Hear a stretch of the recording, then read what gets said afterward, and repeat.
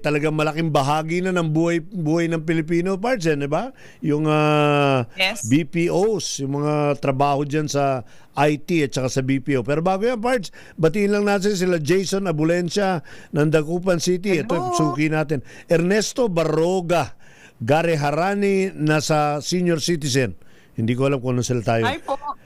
Yung kaibigan natin mula sa Manila Health, si Dennis Javier Boncan. Ito, kasama natin to parts nung kasagsagan ng pandemic na naglilingkod bayan. Batiin daw natin yung kanyang asawa na si Denden at ang kanyang anak at ang Santo Niño Choir ng Hagonoy, Bulacan. Kasama sila Sammy at si Atoy. Meron pa, si Beat Beto. Oy, ito, suki rin natin to parts, no? Beat Beto Santos. Oo, kamusta raw? Alan Ronald Mugar Evaristo.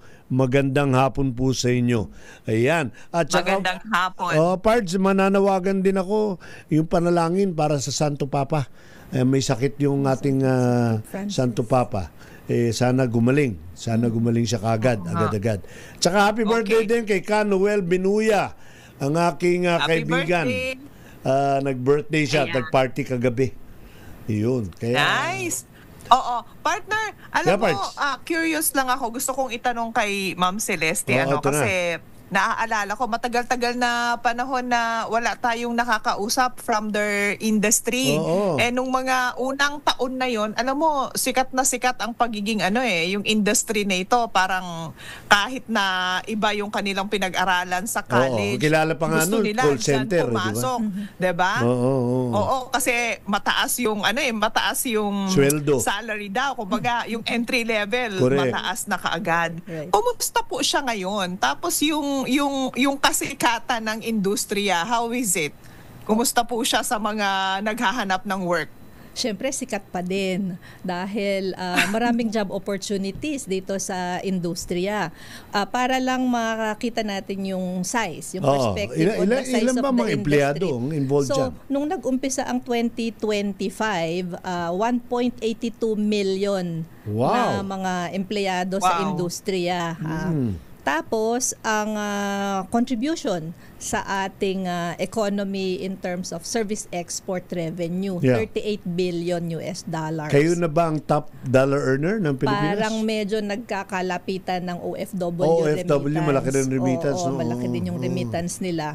Ang siguro ang kaibahan is hindi umaalis yung ating mga manggagawa, dito sila nagtatrabaho sa Pilipinas. Ang karamihan sa may-ari ng mga kumpanya, mga foreign owned companies, tapos dito ginagawa yung trabaho, tapos in-export kumbaga yung service to different countries. At totoo naman yung sinasabi ni partner na yun na sasagap namin balita. Talagang relative sa ibang industriya, mataas ang pasahod. Mataas ang ang entry level salary. Parang mas Totoo mataas yan. siya kaysa sa mga karaniwang minimum wage. Halimbawa, kung ikumpara mo sa manufacturing or certain industries na kumbaga established na, yung matagal ng industriya dito sa Pilipinas. Parts, maliban doon sa sahod na mataas nga medyo may prestige.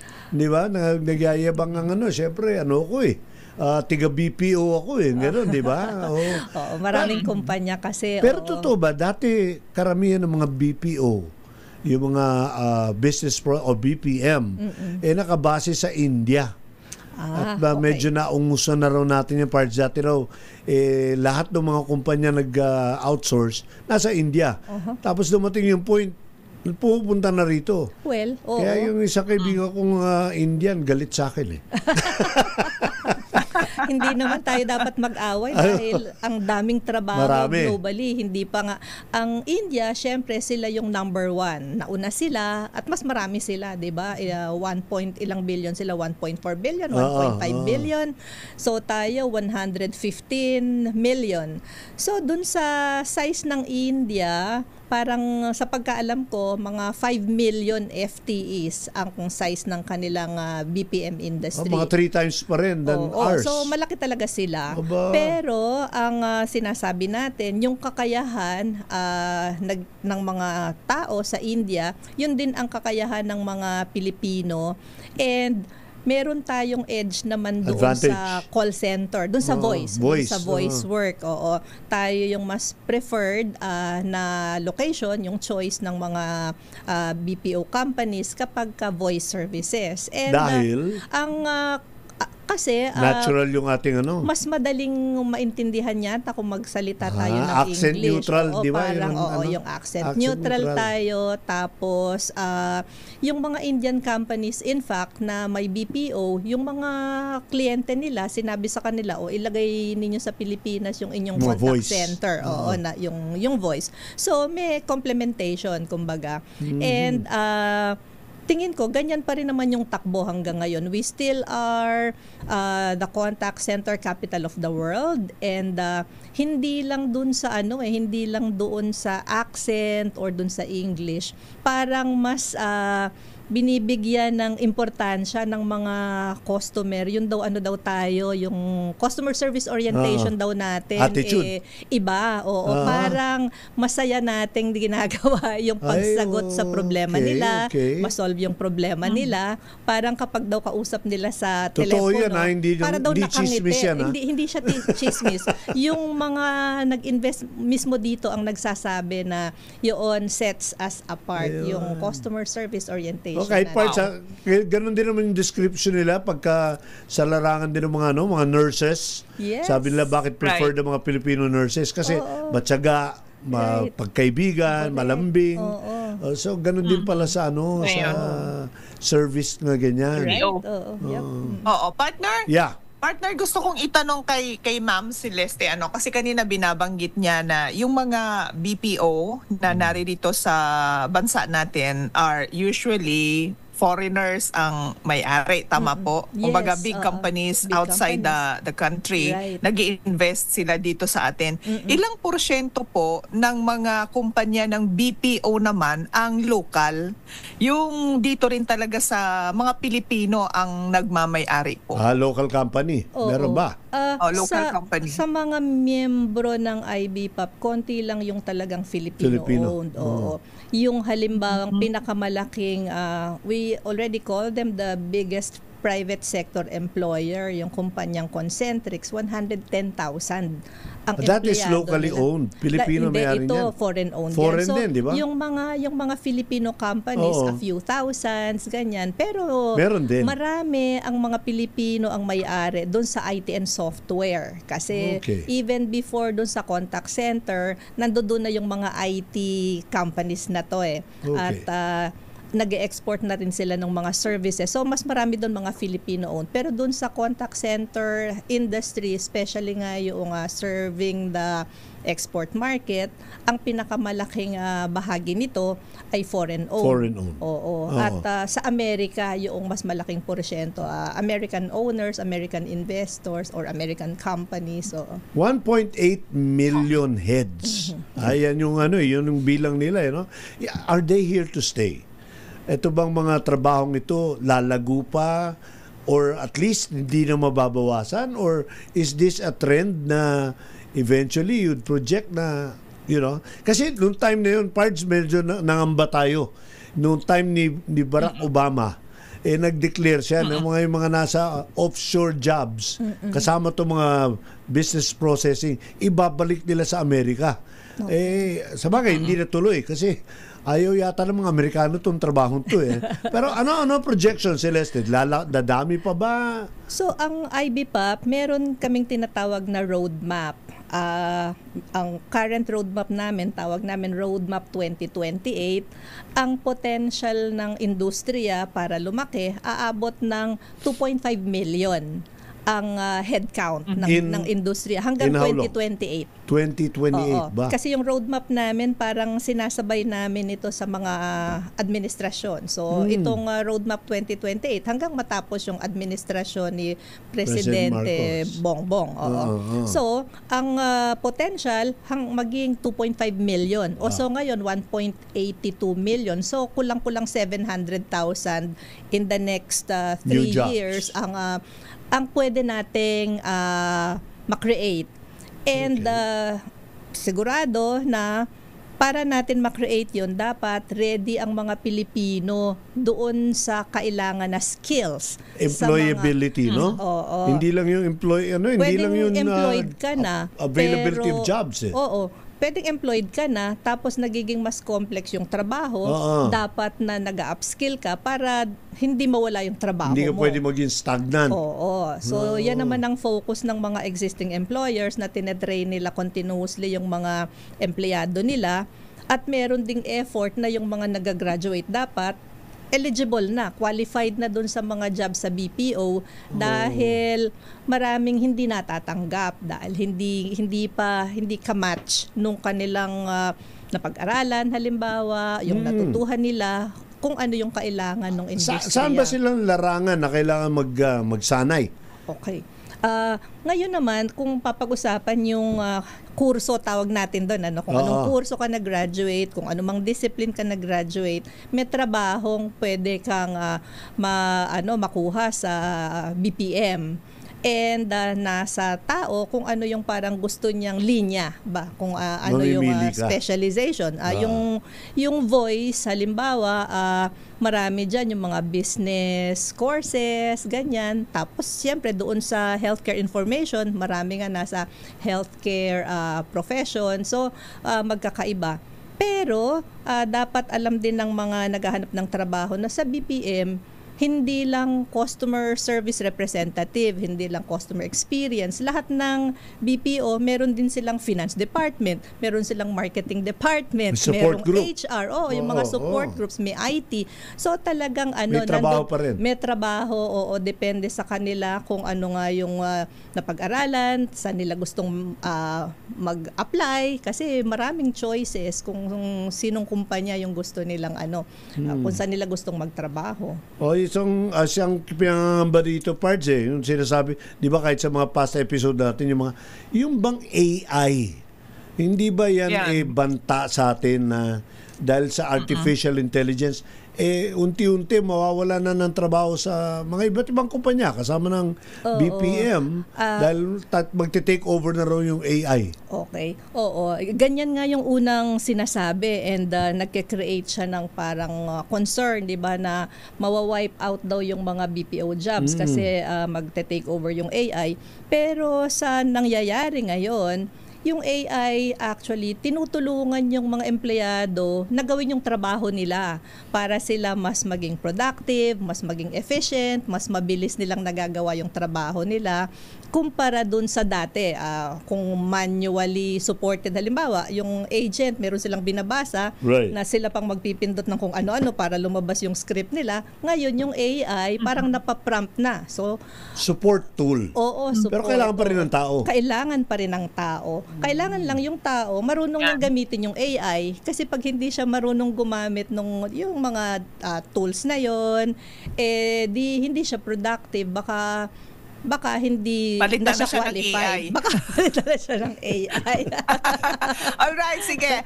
Ma'am Celeste, Pards, itutuloy natin itong ating tinatalakay ha. Magko-commercial break muna tayo. Alright. So mga kamanggagawa, manatiling nakaantabay. Kung meron ho kayong katanungan sa ating ding kinakapanayam, feel free po dyan sa comment section ng DZRH News na Facebook para mabigyan namin ng pagkakataon ni Pards. Meanwhile, ang oras natin sa buong Pilipinas, 41 minutes after 5. Magbabalik pa rin kami. Diyan lamang po kayo. Mula dyan sa Lucena, kaibigan natin yan.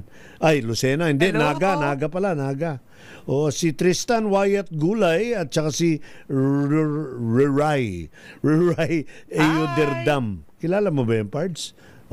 Yan. Para baka tagapakinig natin, Pards. Alam mo, Pards, habang kausap natin ito si Miss Celeste Ilagan ng COO ng IBPAP, itong kapulungan ng mga IT at business process companies dito sa Pilipinas. Merong dating naging chismis na naman to yung impression ba, Pards, na engineer ka pero wala ka pa makuha ng trabaho. Sige, diyan ka muna sa BPO. Mag-call center ka muna. Yung ba, ba, may katuturan ba yung ganong impression, Celeste? Paki-on ng mic doon. There, green lang. Yung isa. Ayun. napatay pala yan. Automatic, oo. May ganun ngang impression. So, hindi lang siya chismis. Talagang merong ganun na mga sinasabi about the industry. Kaya kami, gusto namin na maintindihan ng mga estudyante, ng mga naghahanap ng trabaho, na yung BPO, hindi siya call center lang. At hindi siya stepping stone. Kasi merong career na meron kang entry level. Kahit saan naman mag-umpisa ka sa mas mababa and then you will go up the ranks. Ang daming dating mga call center agent na ngayon CEO na nung country heads na ng mga BPO merong operation. Career growth opportunity. There's a progressive career in the IT BPM industry na pwede talagang ma-take advantage if they really want to be in this industry to grow, to progress, at maraming pwedeng pataas, pwedeng horizontal yung mga opportunities for them So may mga umasenso diyan pero nung unang pasok nila, ang intensyon pampalipas lang para wag lang mawalan ng trabaho. Well, hindi naman siguro talaga pampalipas. Palagay ko, syempre yung aasenso, yung talagang may passion dun sa ginagawa nila. Kaya sila umasenso, magaling sila, tapos talagang just like any other job. Yes, hindi lang naman yun sa BPO. Lahat naman ganun. Mag-umpisa ka sa entry level, tapos makikita yung potential mo, and then you rise up the ranks. Ganyan. Pwedeng umasenso pala dyan, Pards, sa business process management. Right. Yes. Go ahead, Pards. Pards, eto gusto kong itanong kasi di ba dati nagkaroon din ng impression na alam mo, importante lang magaling kang mag-Ingles. Pag magaling kang mag-Ingles, pasok ka dyan sa Round BPO. your O's. Pero ano ba talaga, may mga kurso ba talaga na kapag yun ang tinapos ng isang nag-a-apply ay sure ball na pasok ito, makakapasok siya sa BPO? May ganun course na yan. Sinabi natin kanina na lahat ng kurso pwede mag-apply sa IT BPM. Yun kasing communication skills, sa atin, basic yun, di ba? Pumasok ka sa eskwelahan, sa elementary pa lang, dapat na-improve mo yung English proficiency, ganyan, nag-college. So, importante yun, na magaling yung communication skills mo. Tapos, dapat din yung analytical yung mind mo, yung parang kung nag-iisip ka naman, yung ganun, hindi lang yung communication lang, magaling ka, tanggap ka na, hindi naman ganun. Pero kapag ka na-meet mo yung qualification para doon sa hinahanap, ite-train ka ng kumpanya. Ang haba ng training depende sa complexity noong trabahong pinasukan mo. So merong fundamentals, tapos merong product training. So pag tinanggap ka, hindi necessarily nasa iyo na lahat yung skills, may training kang talagang gagawin. May upskilling pa rin, tuloy-tuloy. Yes, dire-diretso. Yun ang isa sa pinaka-importante sa BPO industry. Dire-diretso yung mga training dahil syempre aside sa competition, ang demand ng mga customer nag-iiba, 'di ba? So syempre nagiging mas sophisticated minsan yung ina-expect nila sa mga customer experience representatives. So talagang dapat dire-diretso yung pag-train. Having heard this from you, Celeste, yung promising nung career doon sa BPM. Ako isang magulang, tatanong sa akin ng anak ko, ano ba kailangan kong kunin? Gusto ko pumasok dyan sa BPM. Sabi mo, any course or is there a particular line of courses o college courses na mas may advantage ka kung yan ang kukunin mo? Ngayon, syempre yung mga courses na technology. Technology, yung digital skills mo dapat you have that right away. Dahil ngayon hindi lang yung pagsasalita you need to use tools, you need to use technology. So yung may mga advantage ka pag naiintindihan mo. Kung magaling kang mag-adapt kasi ngayon ang mga bata magaling naman talaga sa ganon, and ang tingin ko kailangan balance yung communication, yung critical thinking, yung analytics at saka yung magaling kang gumamit netong mga device, netong mga tools. Yung medyo may advance ng konti ang age parts. may pag-asa ba dyan sa BPM? Oo, etong industry na to napaka-inclusive at saka napaka-diverse. Kahit senior pwede. Nag-hire din yung mga miyembro namin ng merong disabilities, merong mga PWDs at karaniwan intentional yung kanilang programa to have Nice to employees na yung merong person, ano ba yung tawag natin doon, disabilities, na nagagamit. Person with disability. Nagagamit sa Kami kung saan- PWD, persons with discount. Pwede sila, yung senior, yung dual citizens. Tama. Oo. Okay. Sige, Ito Part. naman, ito parts gusto kong itanong kasi naririnig pa rin naman natin na mabilis ang turnover ng mga empleyado still sa BPO kasi ang sinasabi nila yung change nung body clock, 'di ba? Kasi sa gabi sila nagtatrabaho. Tapos stressful ang trabaho nila kasi ang sinasagot nila problema 'di ba? Yung mga kumbaga ang mga kliyente nila minsan nagmumura yung mga ganon. So may stress na kasama. Ano yung pwede bang masilip kung ano yung ginagawa naman ng mga BPO companies para ma-address yung mga ganitong challenges Sa na piracy kanilang parts, mga manggagawa? Kasi piracy, nakawan ng tao. Kasi dahil nga maraming jobs, medyo yung nagka-qualify mas konti. So talagang parang nagkakaroon ng supply and poaching. demand, Ganyan. And yung mga umaalis sa isang kumpanya, karaniwan hindi naman lumilipat ng ibang industriya, lumilipat lang ng ibang kumpanya para halimbawa higher yung benefits doon, mas mataas ang sweldo, mas merong benefits na mas kailangan niya. So parang ganun yung observation namin. Pero hindi naman din sinasabing hindi totoo na mataas yung attrition. Pero titingnan mo din kung anong subsector.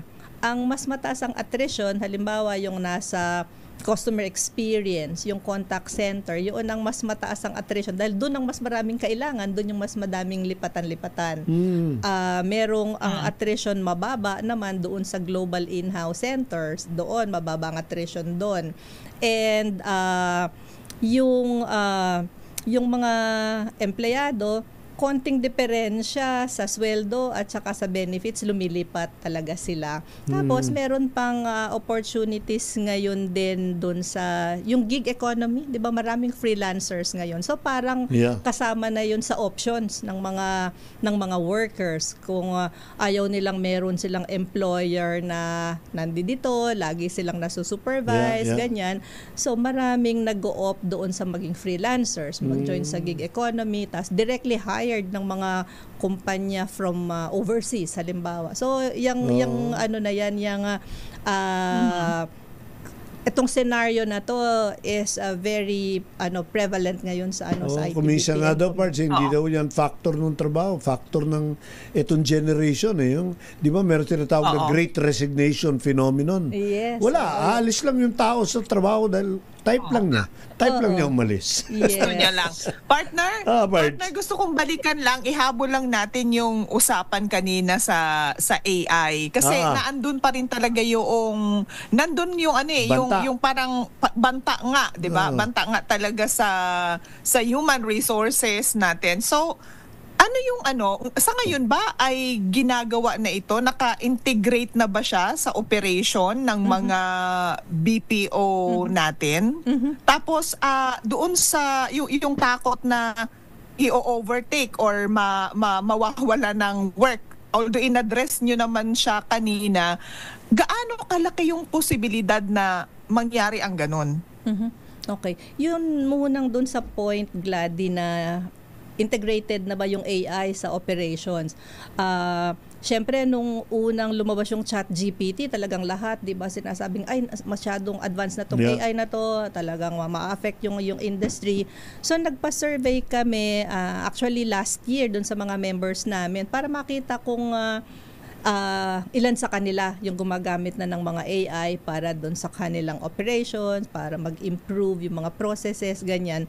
And doon sa result ng survey, 56% meron silang active AI na mga programa, depende sa kailangan 56. ng kanilang mga Trabaho. kliyente. Na kliyente. At yung iba ay dati pa silang hindi naman dahil nagka-AI lang merong ganyang sa mga BPOs. Yung mga automation years ago, robotics. Hindi siya talagang hahanap ka ng paraan para mas mapabilis ang trabaho, mas maging efficient, mas mura mo ma-deliver yung na yun. So, hindi ito bago and lahat ng customer din gusto ring makatipid. Kaya ang mga BPO companies continuous yung kanilang paghanap ng mga ways to be able to do that and yung pag-adapt ng AI is one of those. One of them. Pero tool lang yan di ba? Oo, hindi mo sila pipilitin to do that. So kasabay nung mga tools na yon is training their people to be able the ability to use AI. it properly. Ma'am Celeste, siguro bigyan nyo kami ng a little more information about the industry itself, the business processing, process management, at saka how it's impacting the country. Noteworthy dito, Pards.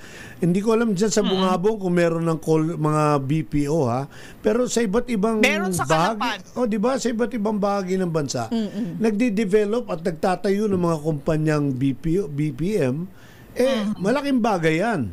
Dahil nawawala yung congestion sa mga urban areas, mga central business district. Tell us, ano ba talaga ang papel ng IBPAP, ng BPM sa kaunlaran ng ating bansa? Okay. Siguro, umpisahan ko dun sa kami nga ay biggest creator of jobs. Yung thousands of jobs na talagang hinahire, ganyan. Dito sa Pilipinas, sa lahat ng parte ng Pilipinas, pwedeng mag-hire kasi meron ng work from home na allowed. So, aside doon, nagko-contribute nga significantly ng foreign exchange earnings. Pero, numbers lang yon. Yung hindi alam ng marami is, nabago ng BPO yung maraming towns and cities dito sa bansa natin, di ba? Yung halimbawa, yung Cebu, ang laki na niya na BPO hub. Iloilo, Bacolod, Davao, Clark. Yung mga yan are yung mga gusto pumunta ng Maynila, hindi na kailangan pumunta. Meron doon na parang mala BGC looking area sa mga probinsya na yon. Tapos, yung multiplier effect, ang BPO, sa bawat isang job sa BPO, merong conservative na multiplier effect of 3 more jobs in other industries. So, halimbawa sa real estate, retail, travel and hospitality, convenience transportation, stores. Lahat na yan. So, nakaka-create ng jobs doon sa mga sa mga industries na yon. Tapos, yung milyon-milyong Pilipino na bago yung buhay dahil meron silang mapapasukan na industriya na kung wala ito, wala silang job opportunities na pwede silang mag-apply kahit sila nasa malayong probinsya. Meron mga BPO sa Ilocos, meron sa General Santos, sa Zamboanga, sa Bicol. So, yung opportunities nationwide yan. So, talagang ang buong bansa pwedeng makinabang sa IT-BPM industry. Hindi kailangang lumuwas ng Maynila. Tapos, dahil sa BPO, ang Pilipinas nakilala globally, parang we are in the global map of professional services. Parang tayo lang yung industriya na kilala na global lead tayo as a global leader, di ba? Hindi naman maraming industriya sa Pilipinas na kilala tayong global leader. Pero sa BPO, recognized na global leader itong Pilipinas, IT-BPM. Tumaas din yung image, no? Oo. So, yung mga ganyan, tingin ko, talagang pwedeng ipagyabang ng IT-BPM and the employees should be really proud of their contribution dito sa ating bansa. Congratulations to you. Parts, kaya gusto ko magtapos si Celeste ng ganun. Dahil kuminsan hindi natin man na-appreciate yung mga bagay-bagay na meron na tayo rito At malaking tulong, malaking serbisyo sa ating sambayan. sambayanan. Kaya maganda, nandito si Leste, alam niyang, one is mabigay yung mga oportunidad na hinahandog ng BPM at saka kung ano nagagawa ng BPM para sa ikaunlad ng sambayanan. Mabuhay po kayo sa BPM. Ay, salamat, Oo, Barbie, Gladys, sa pagbigay sa amin ng pagkakataon na makapag-explain tungkol sa industriya. Gusto namin na mas marami pa yung makakaintindi at maging interesado to join our industry. Pero walang age limit, ha? Pwede pa. Walang age limit. Pwede pa tayo, Pards. Partner, yun nga sasabihin ko sana, Pards, sasabihin ko sana, malay mo, banda riyan, partner, bahagi na tayo ng industry. Correct. Magigising na lang kayo, nandyan na kami. Okay. Marami pa tayong, sana may part 2 tayo with Ma'am Celeste, Yes. para Balik kayo, We can have some of our maunawaan natin members, yung ating industriya na ito. Very Maraming good. salamat po for gracing our program. It is my pleasure. Partner, paalam na tayo. At babatiin ko rin lang si Jericho Ferrer at si Suki Yang Ventura na nakikinig sa atin. Manggagawang Pilipino, nasa husay at galing mo ang tunay na Mabini po ito. Patuloy na